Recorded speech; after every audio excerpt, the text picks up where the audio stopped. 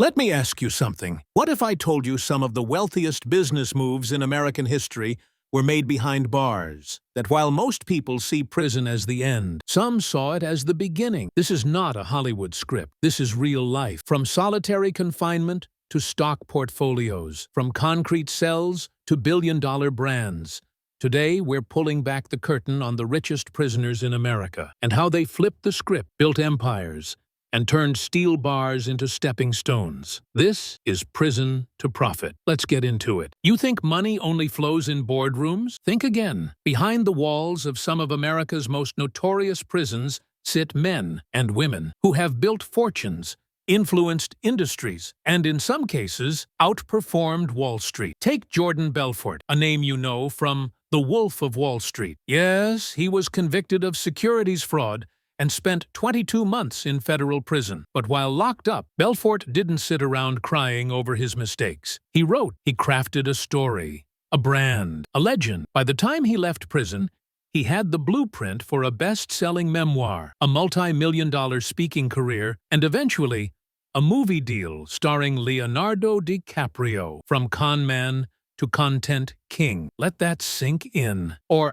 how about Big Meech, co-founder of the infamous Black Mafia family? While in prison, his legend grew. The BMF brand morphed from a criminal empire into a cultural phenomenon, complete with TV deals, hip-hop tie-ins, and licensing rights. Yes, the money wasn't always clean, but the transition? It's undeniable. Even the infamous Michael Milken, known as the Junk Bond King, served time for securities fraud. But after prison, he flipped the narrative, becoming a philanthropist, health advocate, and investor again. His post-prison net worth? Over $3 billion. Are you catching the pattern? Prison didn't stop these men. It focused them. Now let's talk about why this happens. Why do some people crumble behind bars, while others come out richer than ever? It's mindset, pure and simple. Prison strips away distraction. And for some, it creates the perfect environment for reinvention. No social media, no mindless scrolling, no parties. Just time. Time to think, time to reflect, time to plan. And those who tap into that silence, they come out dangerous, in the best way possible. See, while most inmates are killing time, a rare few are building something. They're reading, writing, studying law, mapping out business plans on napkins. Some of them literally launch six-figure businesses from inside, using nothing more than mail, a phone, and an iron will. What society calls the end, they treat as a pause button, because the body might be confined, but the mind is still free. Curtis 50 Cent Jackson. No, he didn't get rich in prison, but he did go from drug dealing on the streets of Queens to becoming a music and business mogul. And he used every lesson from the street and the time he almost spent in prison to fuel his rise. Today, he's a producer, investor, and branding genius. His vitamin water deal alone produced over $100 million. The prison system was calling, but instead, he turned it into motivation. Frank Abagnale, you've seen Catch Me If You Can. A real guy, a real con artist, fraud, forgery, you name it. He was finally arrested and imprisoned. But what happened after? The FBI hired him. Frank used his criminal knowledge to help them catch other fraudsters. He turned a sentence into a skill set, and later, a consulting career. The irony? He made more money helping stop fraud than he ever did committing it. Wesley Snipes, convicted for tax evasion,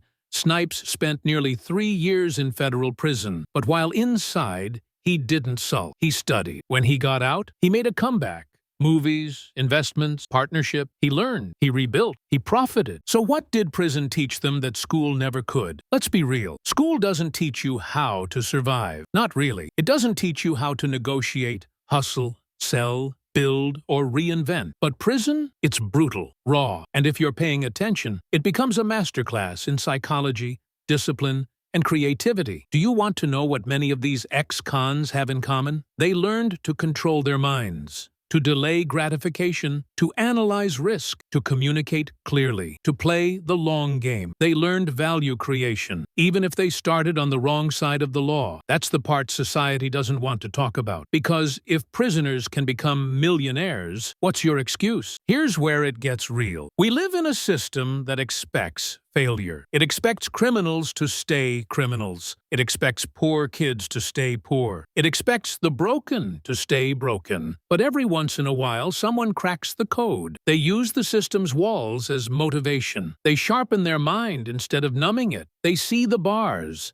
and they start building beyond them. And when they get out, they become the most dangerous kind of person. A person with nothing to lose and everything to prove. That's why these stories matter. Because prison to profit isn't about glamorizing crime. It's about understanding resilience, reinvention, and radical responsibility. If they can build wealth from a cell, you can build wealth from your living room. You've got internet, resources, mentors, podcasts, YouTube, so you too can become unstoppable. So what can you learn from America's richest prisoners? Simple. Circumstances don't define you. Mindset does. Rock bottom is a starting point, not a life sentence. You don't need freedom to start. You need focus. These men weren't lucky. They were intentional. So if you're broke, stuck, doubting your future, start thinking like someone with nothing left to lose. Start moving like your freedom depends on it. Start building like your life depends on your legacy.